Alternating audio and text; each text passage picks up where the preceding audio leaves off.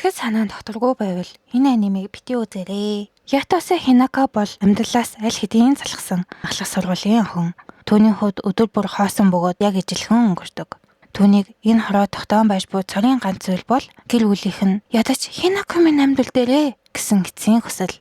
Гэтэл нэгэн өдөр тэдний ангид Өөми Шиориг их нууцлах сураг шилжин ирдэг. Шиори түүнийг ер бусын аимшигт халдлагаас аварсныхаа дараа нэгэн цочирдсан амлалтыг өгдөг. Нэг л өдөр би чамааг идэнэ. Учир нь Шиори бол Хинаког итгэхээс завдаж байгаа зүйлүүдийн нэг лусын дагна. Гэхдээ Шиори Хинаког тэр дорой хүнөөтгэлгүй хажууд нь байсаар байдаг. Хинакод тэд нарын шунлыг хөдөлгөх нэгэн зүйл байх бөгөөд түүний үнрээр элдв сонин хачин аимшиг зүйлс араараа гарч иж эхэлнэ. Аюул толорох бүр Шиори өрөөж түүнийг хамгаалахад бэлэн байдаг. Яг үүнтэй зэрэгцэн Хинакогийн цорын ганц найз Яширо Мико Хинаког хөгжөөж сэтгэлийг нь засах гэж чадгаараа хичээх боловч түүнч бас Хинакогоос нууцсан нууц бий. Гэсэн чи энэ бүх эдэтэ үйл явдлуудын дунд ч Хинакогийн эцсийн зорилго огтонч өөрчлөгдөөгүй хэвээр үлддэг. Наика Саигийн мангагаас сэдвүүлсэн Ваташи ва табетай хитоде наши 10-10 тийм ээ. Энэ аль жил анime.